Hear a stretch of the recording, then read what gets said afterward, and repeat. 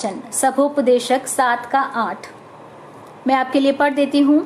किसी काम के आरंभ से उसका अंत उत्तम है और धीरजवंत पुरुष अहंकारी से उत्तम है। इसी के साथ एक और वचन मैं निकालना चाहूंगी, वो है दूसरा इतिहास 26 का 16वां वचन। दूसरा इतिहास 26 का 16। परंतु जब वह सामर्थी हो गया तब उसका मन फूल उठा और उसने बिगड़कर अपने परमेश्वर यहोवा का विश्वासघात किया, अर्थात वह धूप की वेदी पर धूप जलाने को यहोवा के मंदिर में घुस गया। मैं जब ध्यान कर रही थी कि मुझे किस चीज़ पे बोलना चाहिए और मैं प्रार्थना कर रही थी, कुछ दिनों पहले परमेश्वर ने मेरा ध्यान इस कथा के जो पात्र है उसकी तरफ लेके आया, और वो है राजा उज्जियाह, जिसका दूसरा एक नाम अजर्याह भी है। दूसरे इतिहास में उसे उज्जियाह नाम से लिखा गया है और पहले राजा में भी इसका मेंशन किया गया है। उसमें उसका नाम जो है वो अजर्याह के नाम से उसको मेंशन किया गया है। उज्जियाह के बारे में अगर हम देखें तो एक बहुत ही भला राजा हम देख सकते हैं। उसकी जो कहानी है अगर हम शुरू से सुने तो एक बहुत ही अच्छा इंसान जिसने अपनी जो जिंदगी की शुरुआत है वो बहुत अच्छे तरीके से की, परमेश्वर में डिपेंड होके और प्रभु के वचनों पे चलते हुए उसने अपनी जिंदगी की शुरुआत की। लेकिन उसका जो अंत था वो बहुत ही मिजरेबल था या टेरिबल था, वो हम देख सकेंगे। जैसे जैसे हम इस कहानी में आगे बढ़ेंगे मैं बताऊंगी परमेश्वर ने जो चीज़ें मुझे बताई और जो मैं आपसे बांटना चाहती हूँ। मेरे आज के जो मैसेज है उसका टॉपिक यही है कि many start well but there are few who end well. Right, कि कई लोग हैं जो बहुत अच्छी शुरुआत करते हैं लेकिन बहुत बहुत कम हैं जो एक अच्छा अंत प्राप्त करते हैं। हम उज्जियाह को अगर देखते हैं, उसकी शुरुआत से अगर हम देखें तो ये अमस्याह करके एक राजा हुआ करता था यहूदा का। उस राजा का ये बेटा था। अमस्याह के बारे में भी ऐसा लिखा है कि उसने जो कुछ भी किया परमेश्वर की दृष्टि में जो सही था ऐसे सब काम अमस्याह ने किए। अमस्याह जो था वो योआश का बेटा था और योआश के बारे में भी वचन में लिखा है कि उसने वो सब कुछ किया जो परमेश्वर की दृष्टि में सही था। लेकिन हम आगे की आते आते मैं आपको मेंशन करूंगी कि किस तरह उन राजाओं का अंत हुआ और किस तरह उनका बेटा जो ये उज्जियाह था वो भी अपने पिताओं को देखकर परमेश्वर की भय में और उस तरह से बढ़ा। उसके लिए देखिए इसका चौथे वचन में लिखा है, 26 दूसरा इतिहास 26 के चौथे वचन में लिखा है, जैसा उसका पिता अमस्याह किया करता था वैसा ही उसने भी किया जो यहोवा की दृष्टि में ठीक था। अभी उज्जियाह ने स्टार्टिंग से लेकर वो सब कुछ किया है जो यहोवा की दृष्टि में ठीक है। उज्जियाह के बारे में और हम देखें तो उसने लगभग 52 ईयर्स तक यहूदा पे राज्य किया, 52 वर्षों तक। मनुष्य के बाद ये दूसरा ऐसा राजा है, मनुष्य आगे के जनरेशन में आता है लेकिन मनुष्य के बाद ये ऐसा राजा है जिसने इतने लंबे समय तक राज्य किया। और ये लगभग 16 साल का था जब इसको राजा बना दिया गया। जब इसे राजा बनाया गया उस टाइम पे उसका पिता अमस्याह जिंदा था लेकिन वो राजा के पद पे नहीं था, क्योंकि उसने इज़राइल के राजा से युद्ध किया था और उस युद्ध में वो पराजित हुआ और इस वजह से इज़राइल का राजा अमस्याह को पकड़ के ले गया और वो लगभग वहां पे 25 साल, जहां तक मैंने पढ़ा है 15 साल तो जिस राजा ने उसको बंदी बनाया उसके मरने के बाद और 15 साल वो बंधुआई में रहा, लेकिन उसके पहले के भी लगभग 10 साल वो बंधुआई में रहा। जब उज्जियाह को पकड़ के राजा बनाया गया तो अमस्याह ऑलरेडी एक किंग था जो कि बंधुआई में जा चुका है। लेकिन उज्जियाह जब राजा बनता है तो सारी जो स्थितियां हैं यहूदा की जो स्थितियां हैं वो बहुत खराब है। हर तरह से जो कंडीशन है वो बिगड़ी हुई है, भले उसकी अर्थव्यवस्था को देखा जाए या शहरपना या एग्रीकल्चर, हर तरह की जो स्थितियां हैं वो बिगड़ी हुई है। लेकिन क्योंकि उज्जियाह जो था वो परमेश्वर के वचनों पे चलने वाला था, इस वजह से परमेश्वर ने उसको अनुग्रहित किया। वो वचन लिखा है 5वें वचन में 26 के 5 में, दूसरा इतिहास। जकरिया के दिनों में जो परमेश्वर के दर्शन के विषय में समझ रखता था वह परमेश्वर की खोज में लगा रहता था और जब तक वह यहोवा की खोज में लगा रहा तब तक परमेश्वर ने उसको सफलता दी। उज्जियाह का कैरेक्टर कैसा था अगर हम देखें तो वो यहोवा की दृष्टि में पहला उसने ठीक किया, दूसरा जकरिया नाम का एक अच्छा मेंटर था जो उज्जियाह के साथ था। वो उज्जियाह को गाइड करता था कि उसको किस तरह परमेश्वर के वचनों पे चलना है। और उज्जियाह क्योंकि एक यंग लड़का था, 16 साल का एक टीनेजर था, वो सब कुछ किया करता था जो जकरिया उसको गाइड किया करता था। तो जितने दिन जकरिया उसके साथ था, जकरिया ने उसको जो जो सिखाया उस हिसाब से उज्जियाह आगे बढ़ा। यहाँ एक लेसन सीखने के लिए चर्च के लिए है कि ऐसे मेंटर्स की जरूरत कलीसिया को है, जो जवान लोगों को, जवान बच्चों को उनकी छोटी उम्र से परमेश्वर के भय में, उनकी सही उम्र जहाँ उनको दिशा देनी है उस टाइम पे उनको सही तरीके से परमेश्वर के रास्तों पे चलने की दिशा दे पाए, ऐसे लोगों की परमेश्वर को जरूरत है। देर आर वेरी फ्यू जो सही तरीके से, कई बार हम लोगों को करेक्ट करते हैं, वो चीज में यहाँ पे रेफरेंस निकला इसलिए मैं बोलना चाह रही हूँ कि कई बार हम जब टीनेजर और यंग पीपल हमारे बीच में आके बैठते हैं तो हम उन्होंने बाहरी तौर से वो कैसे दिख रहे हैं उस पर ज्यादा ध्यान देते हैं। हम देखते हैं उन्होंने किस तरह के कपड़े पहने, वो किस तरह से आके बैठे हैं, या उनका एटीट्यूड कैसा है, लेकिन हम में से कितने इतने बॉदर्ड है कि उनके दिल का कंडीशन क्या है ये समझे। कौन उनके बाहरी अपीयरेंस से ज्यादा उनके दिल की हालत पहले सुधारना चाहता है। अगर उनका दिल सुधर गया तो उनकी बाहरी चीजें अपने आप बदलेंगी, परमेश्वर बदलेगा। But we can see in our churches कि ज्यादा क्या हो जाता है, बच्चों को हम जब डांटते हैं या उनको कुछ भी बोलते हैं तो उनकी बाहरी चीजों पे हम उनको ज्यादा डांटते हैं कि तुमको ऐसा नहीं पहनना चाहिए, ऐसा नहीं करना चाहिए, ये नहीं करना चाहिए, वो नहीं करना। There are so many restrictions but exactly we don't teach them to follow God the way they should go. उनका हार्ट का कंडीशन कैसे सही रखना है वो पहले सिखाना जरूरी है। अगर उनकी बचपन से हमने इस चीज पे ज्यादा ध्यान दिया होता बजाय इसके कि क्या पहनाना है, कैसे पहनना है, क्या नहीं करना है, के बजाय क्या करना है, यदि वो सिखाया गया होता तो शायद वो आज बेहतर कंडीशन में होते। सो हम सभी के लिए एक सीख है, बच्चे जब बहुत छोटे हैं तब से ही परमेश्वर के मार्गों में उन्हें चलाना, उन्हें क्या करना है वो चीजें पहले बताना बजाय इसके कि क्या नहीं करना है। सो जकरिया की वजह से वो काफी अच्छी तरह से परमेश्वर में बढ़ता है और लिखा है कि परमेश्वर की खोज में लगा रहता है। बहुत यंग किंग है, कितनी अच्छी बात है, कितना प्लेजेंट है एक चर्च के लिए अगर वहां की यूथ जो है वो परमेश्वर की खोज में लगे रहे, राइट। तो उस एज में, उस यंग एज में वो परमेश्वर की खोज में लगा रहता था। ओ इतना ब्लेसेड वो टाइम है और परमेश्वर ने उसकी उस दिल को देख के उसको आशीषित किया हर तरीके से। हमें प्रार्थना करनी चाहिए कि हमारे जवान जो है वो सचमुच परमेश्वर की खोज में लगे। हमारी हर चीज से हमें कोशिश करनी है, हर तरीके से जो हम अपना सकते हैं कि बच्चों को प्रभु से कैसे जोड़ें, परमेश्वर से उस प्यार में उनको कैसे बढ़ाएं, ये हमारा पहला फोकस होना चाहिए। सो वो परमेश्वर की खोज में लगा रहता था। और एक चीज लिखा है, जब तक वह यहोवा की खोज में रहा तब तक परमेश्वर ने उसको सफलता दी। ये चीज पे आके मैं अटक गई। वहां पे लिखा है जब तक और तब तक, मतलब उसके बाद एक टाइम आया कि उजिया ने परमेश्वर पे डिपेंड होना या उसकी खोज करना छोड़ दिया। ऐसा एक टाइम आया जब उसने परमेश्वर को शायद देखना छोड़ दिया, लेकिन वचन कहता है कि जब तक वह यहोवा की खोज में लगा रहा तब तक परमेश्वर ने उसको सफलता दी। अब परमेश्वर ने उसको कहाँ कहाँ सफलता दी वो उसके आगे के वचनों में लिखा है। जो बाद में ज्वाइन करें उनके लिए फिर से बोल रही हूँ, 26वां दूसरा इतिहास 26वां अध्याय उसके अंदर हम पढ़ रहे हैं।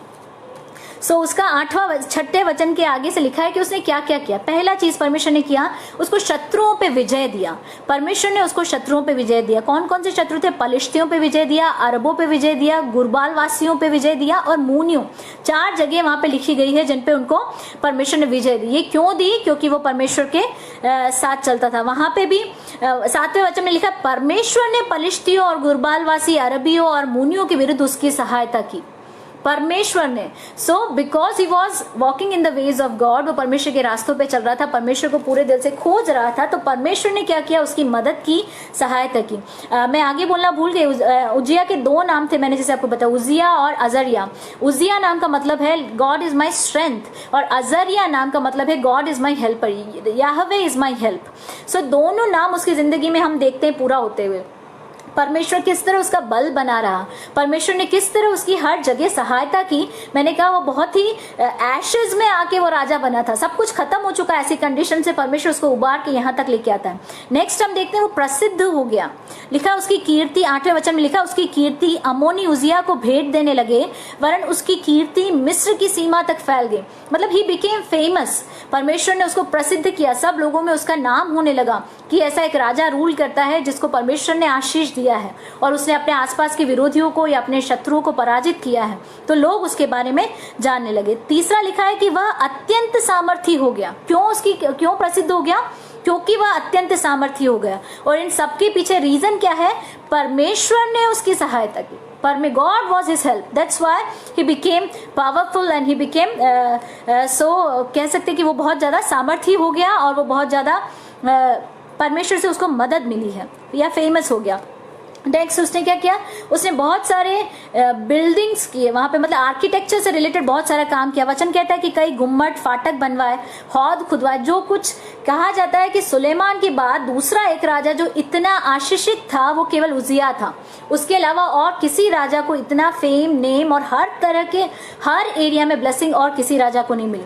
सो उसने यहाँ पे आर्किटेक्चर में भी उसने काफी काम किए, बहुत सारी चीजें उसने अपने राज्य में बनवाई। नेक्स्ट लिखा है उसके पास बहुत से जानवर थे। 10वें में लिखा है उसके पास बहुत जानवर थे, कैटल्स या जो लाइफ स्टॉक्स था उसमें भी परमेश्वर ने उसको आशीषित किया।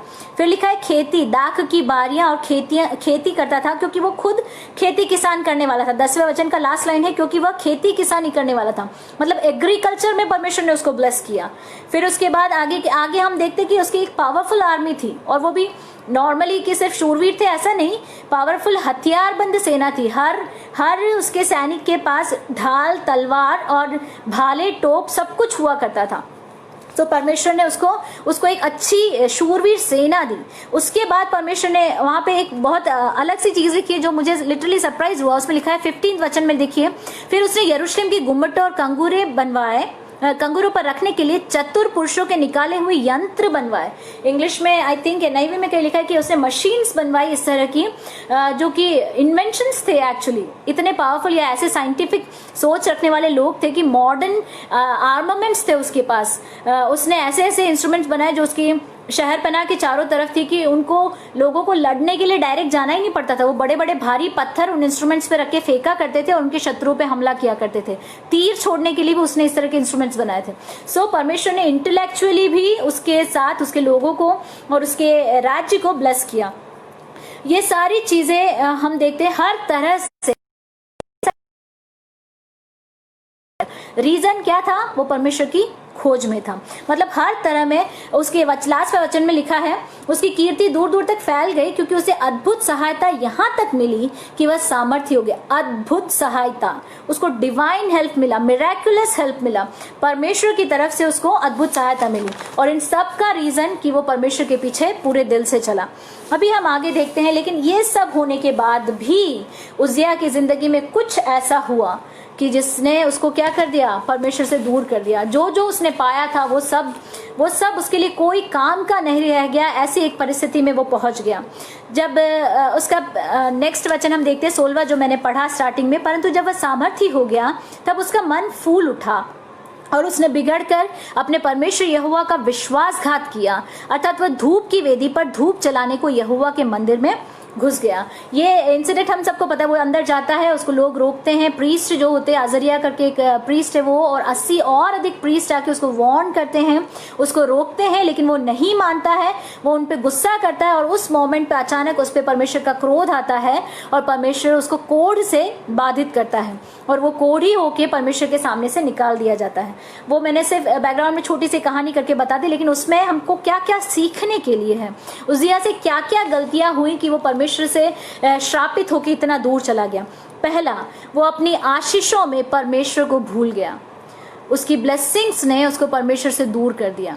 ये एक बहुत ही कह सकते हैं कि एक बहुत ही की ट्रूथ है, बहुत ही बेसिक सच है जो यहाँ है। वो ये है कि इंसान अपनी एडवर्सिटीज में परमेश्वर को याद करता है, अपनी तकलीफों में, अपनी बीमारी की अवस्थाओं में परमेश्वर को याद करता है, लेकिन जब वो हर तरीके से ब्लेस्ड है, जब उसको किसी चीज की जरूरत नहीं है, उसकी न केवल आवश्यकता है लेकिन उसकी इच्छाएं भी पूरी हो जाती हैं, उस अवस्था में इंसान परमेश्वर को भूल सकता है।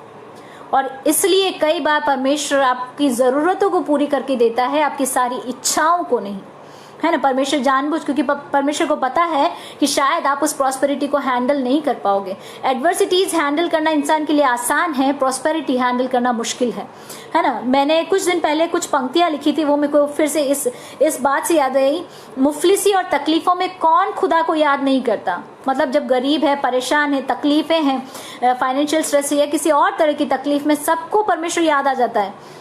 लॉर्ड यू हेल्प अस, मतलब अनजाने में भी निकल जाता है कि प्रभु तो हमारी मदद कर, लेकिन भूलते तो हम उसे बरकतों की बारिश में हैं।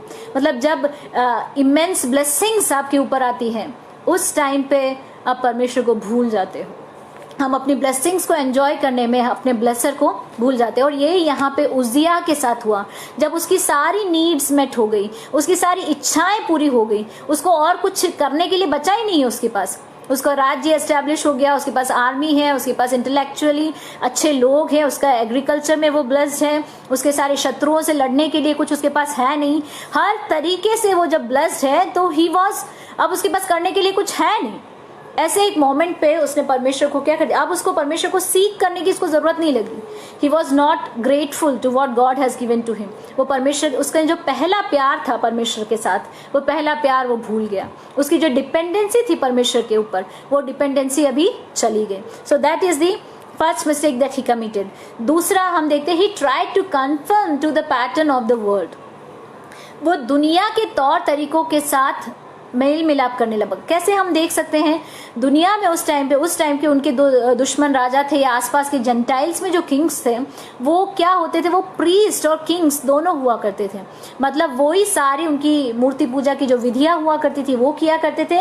इक्वली वो राज्य भी संभाला करते थे। तो एक तरह से वो डिवाइन किंग माने जाते थे, मतलब वो उनमें देवीय शक्तियों वाला राजा माना जाता था। उज्जिया के मन में एक लालच आया, या इस तरह की एक सोच है कि अगर मैं प्रीस्टहुड भी अगर संभालने लग जाऊं, या मैं ये भी करूंगा तो क्या हो जाएगा कि लोग मुझे प्रीस्ट किंग के रूप से जाने लगेंगे या मुझे मानने लगेंगे।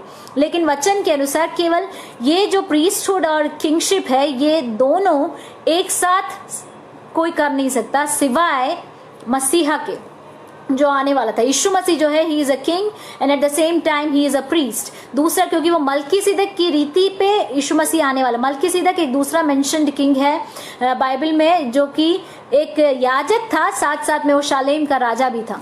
इन दोनों के अलावा और किसी को ये अधिकार परमेश्वर की तरफ से नहीं दिया गया है कि वो प्रीस्टहुड और किंगशिप दोनों को एक साथ वो हैंडल करे। सो इसने क्या कोशिश की कि ये दुनिया के राजाओं जैसा बन जाए, और यहाँ उसने अपनी गलती की। वो परमेश्वर ने उसको एक आज्ञा दी है, परमेश्वर का एक नियम है, उस पर वो चल नहीं पाया। कई बार हमारे चर्च में हमारे लोग, हमारे बच्चे क्या हो जाते हैं, हमारे youths, specially I am talking to youths, I believe कि बहुत सारे मेंबर्स होंगे जो यूथ्स हैं, एज द नेम सजेस्ट। तो वो क्या है कि हम लोग दुनिया के पैटर्न्स में हम सोचते हैं वो करते तो हम क्यों नहीं कर सकते, वो मूवी देखते हैं हम क्यों नहीं कर सकते, वो गाने गाते हैं, सेक्युलर सॉन्ग्स गाते हैं, हम क्यों नहीं कर सकते, या हम लोग यहाँ क्यों नहीं जा सकते। ये सिर्फ सवाल ही है, हमारे यूथ्स के पास केवल सवाल है पूछने के लिए। Why they want to get, वो परमेश्वर के वचनों पे चलना नहीं चाहते, ऐसा नहीं, उसके साथ साथ वो दुनिया पे भी चलना चाहते हैं। वो दोनों नाव पे एक साथ पैर रखना चाहते हैं। एंड इट इज, लेकिन जो क्रिश्चियनिटी है वो, या यीशु मसीह के पीछे चलने का जो मार्ग है, वो सकरा मार्ग है।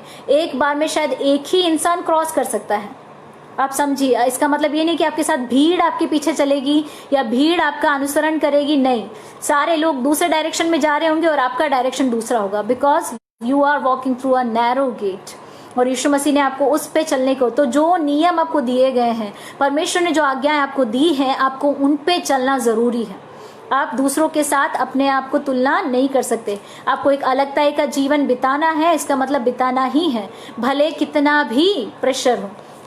नेक्स्ट हम देखते हैं, he went beyond his calling. उसको परमेश्वर ने जो बुलाहट दी थी, उसको परमेश्वर ने जो स्थान दिया था, उस स्थान से बाहर जाने की उसने कोशिश की। परमेश्वर ने उसका अभिषेक राजा बनने के लिए किया। क्या बनने के लिए? राजा बनने के अभिषेक किया। परमेश्वर ने उसको अपना राजा, मतलब लोगों ने उसको चुन के राजा बनाया, लेकिन God appointed him as a king and God was with him. लेकिन उसने उसके साथ साथ में क्या बनने की कोशिश की? उसने याजक बनने की कोशिश की।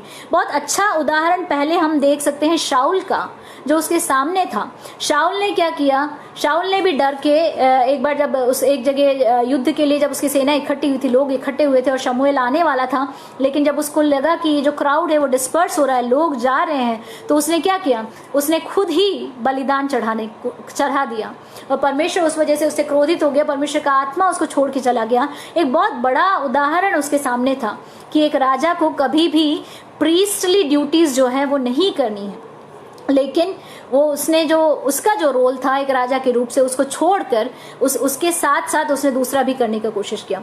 तो उसकी जो बुलाहट थी उस बुलाहट के परे जाने की कोशिश की। ये गलती कई बार हम भी कर बैठते हैं। उसका मिनिस्ट्री ऐसा है, वो गीत गाने में मिनिस्ट्री है, किसी का अच्छे से प्रीचिंग में मिनिस्ट्री है, किसी का प्रोफेसी में मिनिस्ट्री है। कई बार दूसरों की मिनिस्ट्री आपको एनकरेज करती है कि मुझे ऐसा करना चाहिए, लेकिन always sit in the presence of God and ask God that exactly what he wants you to do. Don't try to do each and everything that everybody else is doing. No, परमेश्वर ने आपके लिए एक बुलाहट रखी है, आपके लिए एक कॉलिंग है, आपके लिए एक परमेश्वर ने रास्ता तैयार किया है, आपको उसी पे चलना है। Don't try to do that someone else is doing. Don't try to copy someone else, है ना। कि या फिर because अगर वो प्रीस्ट भी बन जाता तो उसको एक रिस्पेक्ट मिलता लोगों से, या क्या सोचकर अजरिया ने या फिर उजिया ने ये गलती की वो पता नहीं, लेकिन वो अपनी इस गलती की वजह से परमेश्वर के सामने से निकाल दिया गया। नेक्स्ट हम देखते हैं he didn't learn from his forefathers experience. उसने अपने जो पूर्वज थे उनके एक्सपीरियंस से कुछ नहीं सीखा। अगर आपको पता हो, जोआश और अमस्या दोनों अच्छे राजा थे, लेकिन दोनों का अंत बहुत ही टेरिबल हुआ। जोआश जो था वो परमेश्वर के सामने बहुत अच्छा था, सब कुछ उसने अच्छे से किया, प्रभु के लिए बहुत काम किए, मंदिर में पूरा उसने कह सकते हैं कि एक तरह से पूरा रिफॉर्मेशन का टाइम था जोआश का टाइम। लेकिन क्या हुआ, एंड टाइम में उसके दरबारी लोग जो थे, वहां पे भी यहोयादा, I think, I am sorry, I am not very sure, लेकिन एक याजक जो था उसके मरने के बाद जो दरबारी लोग थे वो लोग उसके पास आए एंड दे प्रेज्ड, और उसने उसके सामने दंडवत किया। किसके सामने? योआश के सामने। और योआश पता नहीं उनसे फ्लैटर्ड हो गया कि क्या उसने अगला जो युद्ध किया उस युद्ध में जिन लोगों को पराजित किया उन्हीं लोगों के देवताओं को लेके, अशेराओं को लेके वो अपने राज्य में आके उसने मंदिर में स्थापित कर दिया।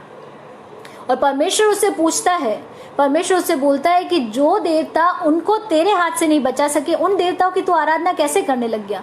लेकिन वो क्योंकि लोगों से फ्लैटरी चाहता था या लोगों से क्योंकि प्रेज चाहता था, और उसकी जनता जो थी उस टाइम के लोग ऐसा आइडल वर्शिप करना चाहते थे, तो उसने उसका अप्रूवल दे दिया and that was his mistake and परमेश्वर के सामने से वो हटा दिया गया। उस बहुत टेरिबल डेथ मरता है जोआश।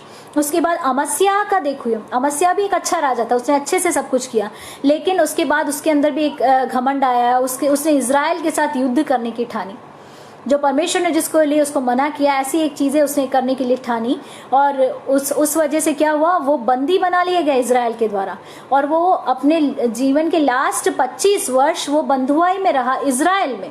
खुद अपने भाइयों से वो युद्ध करने गया और इस वजह से उसको बंधुआई में रहना पड़ा। सो ये दो उदाहरण अमस्या के सामने, अजरिया के सामने थे, उजिया के सामने थे कि मेरे पापा ने ऐसा किया, पिता ने ऐसा किया, मेरे दादा ने ऐसा किया, तो मुझे ऐसी कोई गलती नहीं करनी है जो मुझे मेरे जीवन के अंतिम समयों में परमेश्वर से दूर कर दे।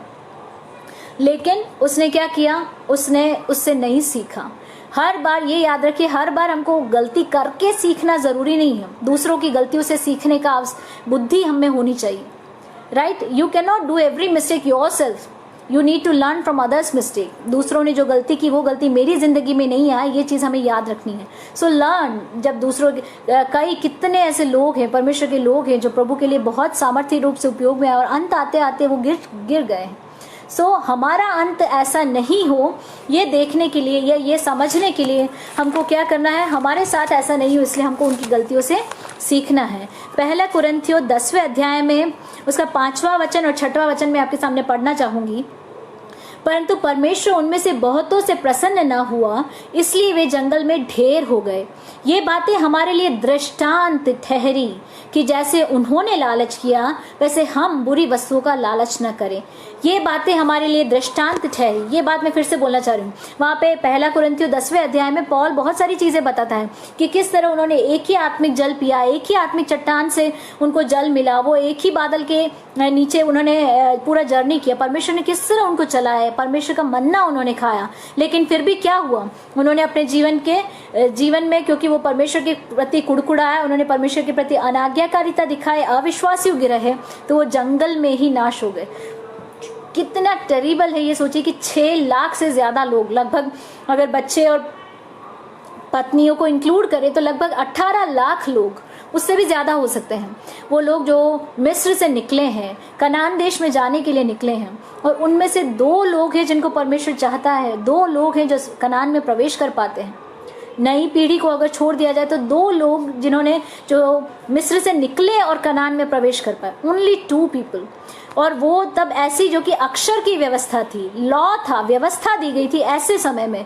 तो आज जब खुद परमेश्वर का पुत्र मसीह आके हमारे लिए मरा है, इतना बड़ा नया नियम हमारे लिए दिया गया है, परमेश्वर ने हमारे लिए सब कुछ करके रखा है। और इस समय पे अगर हम अविश्वास योग्य ठहरे हैं अपनी जिंदगी के किसी भी क्षेत्र में है, तो आज रिपेंटेंस का दिन है, क्योंकि परमेश्वर ने उनको नहीं छोड़ा तो हमको बिल्कुल भी नहीं छोड़ेगा, है ना। हम उम्मीद नहीं लगा सकते कि परमेश्वर माफ कर देगा, माफ कर देगा। हम परमेश्वर को बेवकूफ नहीं बना सकते, है ना। परमेश्वर, गॉड कैन नॉट बी मोक्ड, वचन कैसा कहता है कि परमेश्वर को हम मजाक नहीं उड़ा सकते कि एक बार गलती करते प्रभु माफ कर देगा, दोबारा गलती करते प्रभु माफ कर देगा, फिर गलती करते प्रभु माफ कर देगा। No, you need to repent, you need to correct your ways. और आज जैसे कि कहते हैं कि इन्ना रक्षा दिवसम, आज आपके उद्धार का समय है, आज आपके मन फिराव का समय है। और मन फिराव हर किसी के लिए है। मैं वो पहले मन फिराव की बात नहीं कर रही हूँ, मैं वो सैल्वेशन की बात नहीं कर रही हूँ। हमारे दिन प्रतिदिन के जीवन में मसीही बनने के बावजूद कई गलतियां हैं जो जीवन में आती है, कई एरियाज है जहाँ पे हम अनफेथफुल हो जाते हैं। परमेश्वर के सामने वो रिपेंट करके हर दिन खुद को अगर हम सुधारते हुए नहीं चले तो हम स्वर्ग राज्य में प्रवेश करेंगे, इसकी उम्मीद भी हमें नहीं लगानी चाहिए। We need to keep repenting. हमको परमेश्वर के साथ उस के रिश्ते में बने रहना है, बढ़ते रहना है, ये हमें याद रखना है। नेक्स्ट हम देख सकते हैं, he didn't pay attention to the warnings. उसको जो वार्निंग्स दी गई थी, उसको जो चेतावनी दी गई, उस पर उसने ध्यान नहीं दिया। जैसे ही वो मंदिर में धूपदान लेके चढ़ा, तो ऐसा नहीं है कि उसको सीधा परमेश्वर ने श्रापित कर दिया। नो, जब वो मंदिर में धूपदान लेके चढ़ा तो अजरिया और उसके साथ 80 याजक और थे जिन्होंने उसको रोकने की कोशिश की कि तू जो कर रहा है वो गलत है, परमेश्वर की व्यवस्था के विरुद्ध है। केवल हारून और उसके वंशज ही हैं जो परमेश्वर के सामने धूप चढ़ा सकते हैं। लेकिन उस वार्निंग को भी क्या नहीं किया, इसने नहीं सुना, अजरिया ने नहीं सुना। उसको सडनली क्या लगा, मैं आपको समझाती हूँ, जो मुझे समझ में आया। He suddenly felt a spiritual pride. उसको ऐसा लगा परमेश्वर ने मुझे इतना ब्लेस किया है कि मैं सब कुछ, प्रभु ने आशीष किया तो प्रभु मुझसे नाराज हो ही नहीं सकता। प्रभु मुझे मैं ये भी करूंगा तो परमेश्वर मुझे आशीष ही देने वाला है। I can do everything. A spiritual pride crept in. उसके अंदर वो एक आत्मिक घमंड आ गया उसके अंदर कि प्रभु अभी तक मेरे साथ है, अभी तक मुझे ब्लेस कर रहा है, तो मैं मंदिर में चढ़ाऊंगा, भले किसी के साथ कुछ भी किया हो, मेरे साथ परमेश्वर ऐसा नहीं करेगा, समथिंग लाइक दैट। लेकिन परमेश्वर अपने नियम को छोड़ के किसी के साथ कुछ नहीं, जहाँ पे आपने उसके नियम को छोड़ा है वहाँ पे परमेश्वर ने आपको छोड़ दिया है। प्रभु आपके साथ फिर आगे जा ही नहीं सकता है। सो आपको उसकी आज्ञाओं को मानना है, उसके नियमों को मांगना है। तो यहाँ पे उसने क्या किया, उसने दी गई चेतावनियों को नहीं माना। उसने, परमेश्वर ने उसको, प्रीस्ट ने जो उसको चेतावनी दी, he was not ready to listen to them, और वो उन पर गुस्सा करने लगा। And that was a moment कि परमेश्वर का क्रोध उस पर भड़का और उसके सिर पे कोढ़ फूट निकला। एक्चुअली पुराने नियम की व्यवस्था के अनुसार उसे मार डालना चाहिए था परमेश्वर को, जिस तरह की परमेश्वर ने किसको किया था, कोरह वंशी को किया था, है ना। जब उन्होंने चाहा कि वो परमेश्वर के सामने धूप जलाए या वो ज्यादा वर्दी है ये बताने का उन्होंने कोशिश किया, भूमि ने किस तरह उनको निगल लिया था, फट के वो निगाल को। तो ऐसा कुछ अजरिया के साथ होना है। लेकिन परमेश्वर क्योंकि दयालु है और परमेश्वर ने क्योंकि उसकी पुरानी जिंदगी को याद रखा, शायद परमेश्वर ने उसको मारा नहीं, लेकिन उसको जिंदगी भर के लिए एक कोढ़ी बना दिया। एक बहुत ही टेरिबल एंड हम देखते हैं, ह्यूमिलिएटिंग एंड देखते हैं। वो फिर कभी वो खुद ही इतना डर गया उसके बाद कि परमेश्वर मुझसे नाराज हो गया, वो तुरंत निकल के बाहर चला गया। उसके बाद वो राजभवन में नहीं लौटता है, उसके लिए एक अलग भवन में उसको रहने की व्यवस्था की जाती है।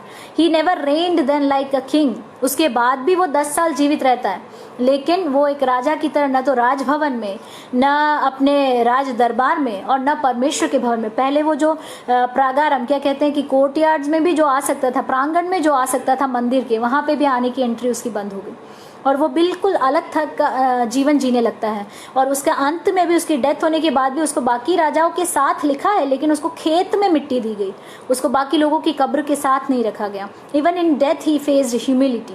What was his folly? क्या उसका मिस्टेक था? उसने परमेश्वर को, जिसने उसको चुना, जिसने उसको इतना ब्लेस किया, उसके प्रति वो धन्यवाद ही नहीं रहा।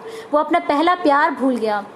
परमेश्वर पे जो उसका डिपेंडेंसी था उस चीज़ को वो भूल गया, वो घमंडी हो गया, उसने वार्निंग्स पे ध्यान नहीं दिया, वो अपनी कॉल के बियॉन्ड गया, उसको जो कहा गया उससे ज़्यादा करने की उसने कोशिश की, राइट। और उसने क्या किया, इस दुनिया के रीति रिवाजों का पालन करने की उसने कोशिश की और इस वजह से वो परमेश्वर से दूर हो गया।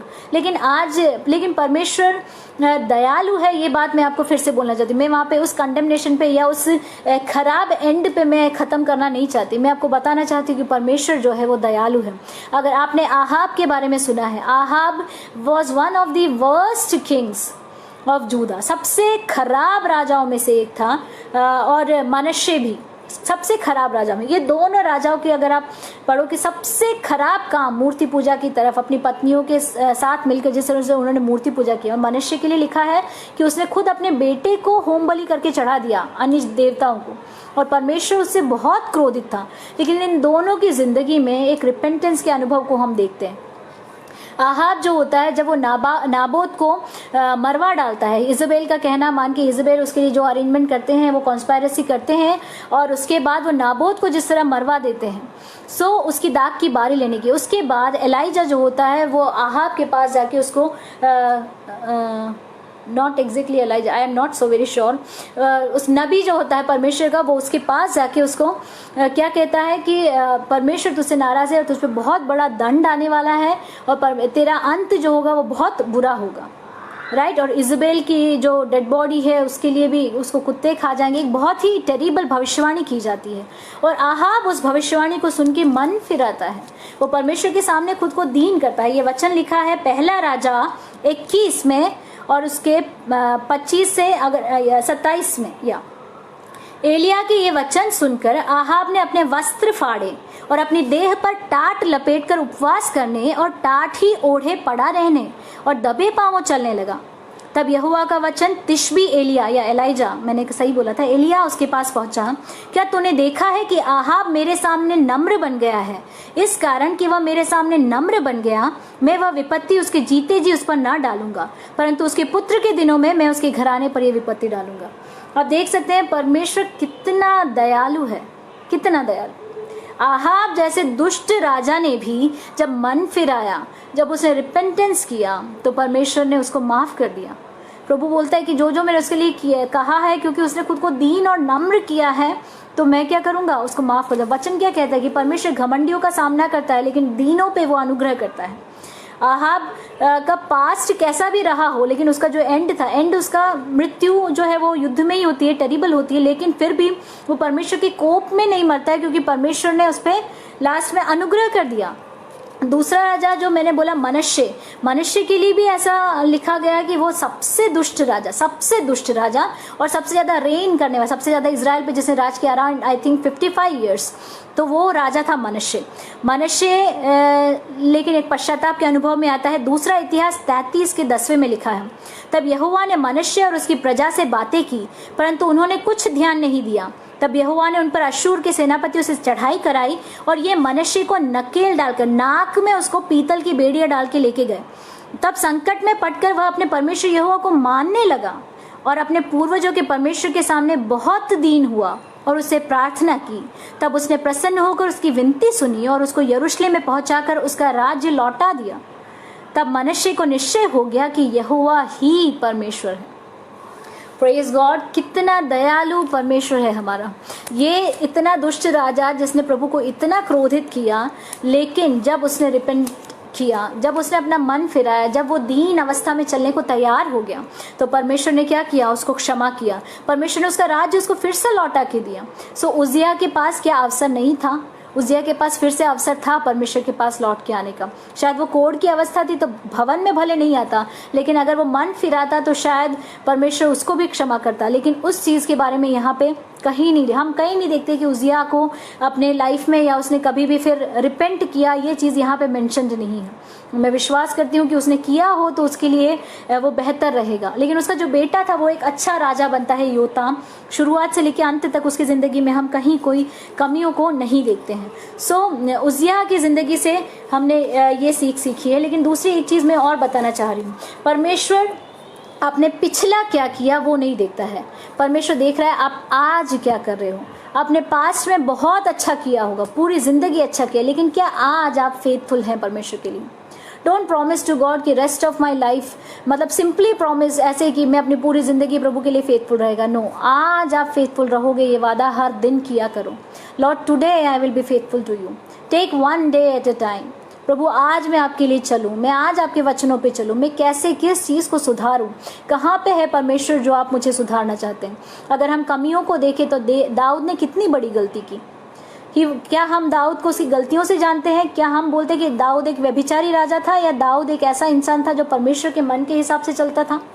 किस तरह से हम दाऊद को रेफर करते? उसकी गलती कितनी बड़ी थी शाऊल के कंपैरिजन में। लेकिन शाऊल ने मन नहीं फिराया, उसने माफी मांगी शमूएल से, उसने परमेश्वर से माफी नहीं मांगी। लेकिन दाऊद को जब रियलाइज हुआ कि उसने क्या गलत किया है, उसने परमेश्वर के सामने खुद को दीन किया, उसने परमेश्वर से माफी मांगी और परमेश्वर ने उसकी जिंदगी को बदला। और दाऊद को आज उसकी गलतियों से नहीं, लेकिन एक अच्छे और भले राजा के रूप में जाना जाता है। उसके वंश में से परमेश्वर ने मसीहा को आने के लिए तैयार किया, उसके वंश को परमेश्वर ने सदाकाल के लिए स्थिर कर दिया मसीहा के द्वारा, यीशु मसीह के द्वारा। राइट, हम दूसरा उदाहरण दे सकते पतरस का। अगर परमेश्वर को ठुकराना था, 3 बार पतरस ने यीशु मसीह का इनकार किया, लेकिन क्योंकि उसमें एक रिपेंटेंट मन था, क्योंकि वो परमेश्वर के सामने ऐसा करने से वो पछताया और वो रोया, उसने परमेश्वर के सामने अपने आंसू बहाए। परमेश्वर को, पतरस को क्या हम ठुकराने वाले पतरस के नाम से जानते हैं या एक सामर्थी प्रेरित के रूप से जानते हैं? भले हम उनकी जीवनियों में या उनकी बातें करते वो बातें जरूर डिस्कस करते हैं, लेकिन पतरस को हम आदर से देखते हैं।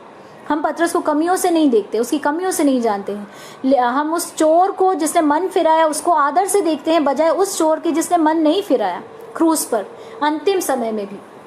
आपका आज का क्या स्टेटस है परमेश्वर के सामने? आज आपके हृदय की अवस्था क्या है परमेश्वर के सामने?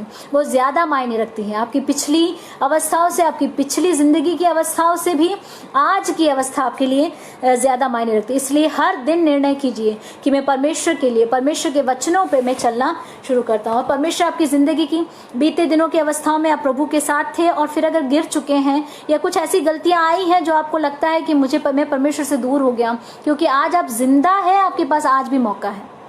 आपकी आखिरी सांस तक आपके पास मौका है कि आप मन फिराओ, लेकिन आपको ये नहीं पता है कि आपकी आखिरी सांस कब होगी। इसलिए अभी वो समय है कि आप मन फिराओ।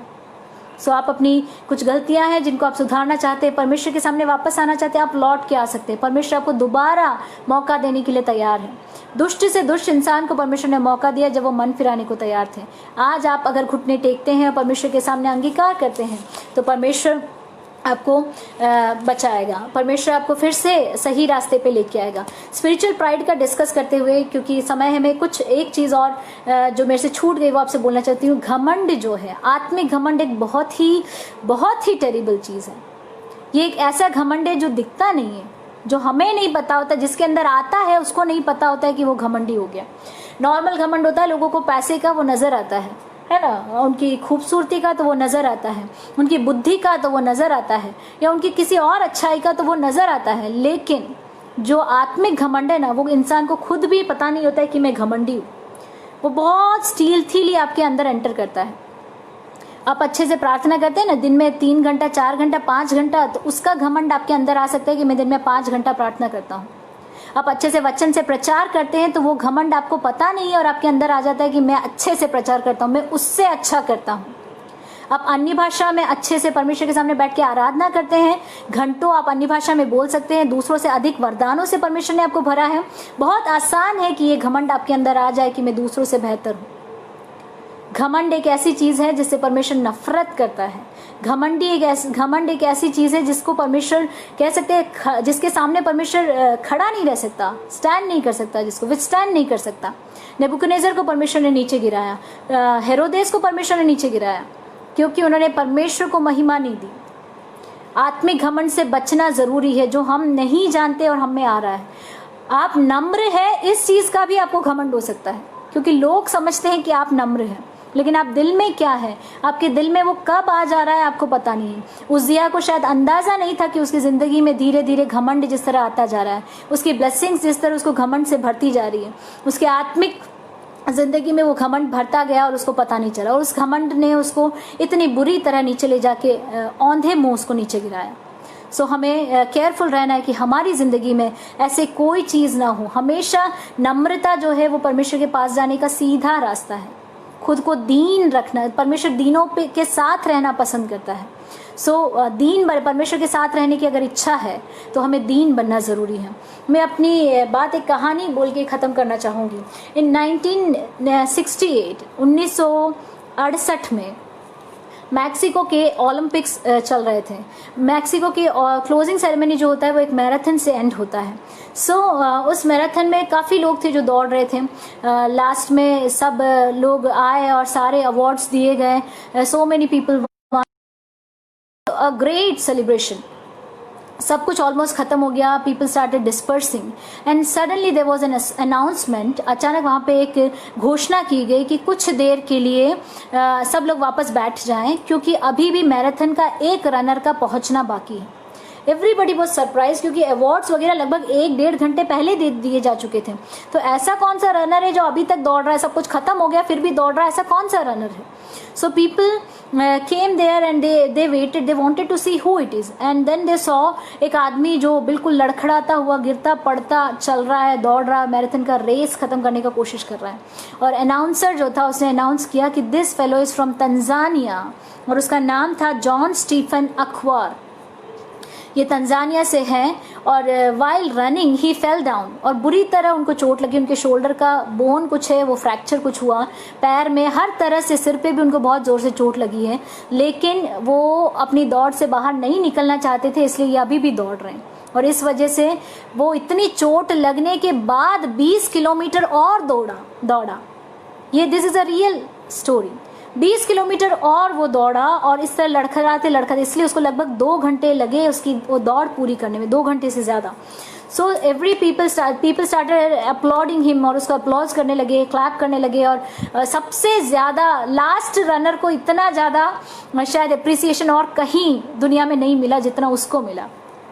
So next day people were interviewing him, and लोगों ने उससे कहा कि तुमने गिव अप क्यों नहीं कर दिया, क्यों नहीं छोड़ दिया तुमने? तो उसने कहा मुझे 5000 माइल दूर से, तंजानिया से मैक्सिको इसलिए नहीं भेजा गया था कि मैं अपनी दौड़ शुरू करूं। मुझे 5000 किलोमीटर इसलिए भेजा गया, माइल्स अवे इसलिए भेजा गया कि मैं अपनी दौड़ अच्छे से ख़त्म करूं। मैं अपनी दौड़ ख़त्म किए बिना लौट नहीं सकता था। हम सब सोचे, हमने अच्छी शुरुआत की। हर इंसान जो परमेश्वर के पीछे दौड़ना शुरू करता है, जिस दिन वो मन फिराता है वो एक अच्छे मन के साथ आता है। हर इंसान चाहता है कि वो अपनी दौड़ अच्छाई से पूरी करे। हम सब एक अच्छे निर्णय के साथ परमेश्वर के सामने आते हैं। हम चाहते हैं कि हम प्रभु के लिए जिएं, प्रभु के लिए कुछ बड़ा करें। लेकिन ज़िंदगी की दौड़ में जैसे जैसे दिन गुजरते जाते हैं, जीवन की परीक्षाओं में, आशीषों में, अनुग्रहों में, हम अपना पहला प्यार जो है वो भूल जाते हैं। हम भूल जाते हैं कि हम कौन सी दौड़ रहे हैं। हम अपने ब्लेसिंग्स के पीछे दौड़ने लग जाते हैं, बजाय हमारे ब्लेसर के पीछे दौड़ने के। हमारे आशीष को देने वाले के पीछे के बजाय हम आशीषों के पीछे दौड़ने लग जाते हैं। लेकिन हम सब याद रखें, आज जितने भी मुझे सुनने वाले हैं, हम में से किसी की भी दौड़ बुरी तरह से ख़त्म नहीं हो। May we all end well. हमारा जो स्टार्टिंग है वो हमारे जो एंड है वो हमारे स्टार्टिंग से बेहतर होने पाए। परमेश्वर इन वचनों के द्वारा हमें से प्रत्येक को आशीष देने पाए। एक बार मैं इस पेज की टीम को धन्यवाद देना चाहती हूँ। मैं पास्टर प्रिंस को धन्यवाद देना चाहती हूँ, उनकी मिनिस्ट्री को परमेश्वर ब्लेस करें। और जितने भी लोग इस एडिक्टेड टू जीसस यूथ इस पेज से जुड़े हुए हैं और इस मैसेज को आज या कभी भी सुनेंगे, परमेश्वर उन सबको आशीष दे। हमारी दौड़ अच्छे से दौड़ने के लिए, जिससे पॉल कहता है कि मैं एक अच्छी कुश्ती लड़ चुका हूँ, मैंने अपनी दौड़ पूरी की है। सो हम उस दौड़ को पूरी कर पाएँ और अच्छे तरीके से पूरी कर पाएँ। परमेश्वर हमारी सहायता करें। कुछ शब्द प्रार्थना करके मैं ये ख़त्म करना चाहूँगी। Hallelujah Jesus, hallelujah. Thank you father, thank you father, thank you Lord. हमारे प्रेमी स्वर्गीय पिता परमेश्वर, एक बार आपके चरणों में हम आते हैं प्रभु जी। बीते दिनों प्रभु, बीते पूरे समय में परमेश्वर, ये पिछले 1 घंटा जब हम आपके सन्मुख थे खुदावंद, आपने हमसे बातचीत की है। हम विश्वास करते खुदावंद, जो जो हमने अजरिया की ज़िंदगी से सीखा परमेश्वर, हमारी ज़िंदगी में उन गलतियों को दोहराने ना पाए परमेश्वर। हमने अच्छी शुरुआत की है, उस अच्छे अंत को प्राप्त करने के लिए आप हमारी सहायता करें परमेश्वर। हमें से कोई भी परमेश्वर अपनी दौड़ को बीच रास्ते में भूल न जाए परमेश्वर, उस रास्ते से भटक न जाए, अपने ट्रैक को बदल न दे परमेश्वर। हम प्रार्थना करते पिता, अजरिया से जिस तरह हमने परमेश्वर, हालेलुया, कि हम अपना पहला प्यार परमेश्वर बनाए रखें प्रभु जी। हम अपनी बुलाहट से ज्यादा बाहर कुछ करने ना जाए परमेश्वर। हम इस दुनिया के पैटर्न से खुद को कंफर्म करने नहीं जाए परमेश्वर। हमारी जिंदगी में जो चेतावनी आप देते हैं परमेश्वर, उसको समझकर अपनी दौड़ने के लिए आप हमारी सहायता करें परमेश्वर। और अंत में अपनी दौड़ पूरी करके आपसे इनाम पाने के लिए, अच्छे और विश्वास योग्य दास इस शब्द को सुनने के लिए परमेश्वर, आप हम में से प्रत्येक की सहायता करें परमेश्वर। आपने इस प्रार्थना को सुना है, मैं विश्वास करती हूँ प्रभु। मांगते हैं खुदावंत यीशु मसीह के नाम से, सुने और ग्रहण करें स्वर्गीय पिता। आमेन, आमेन, आमेन।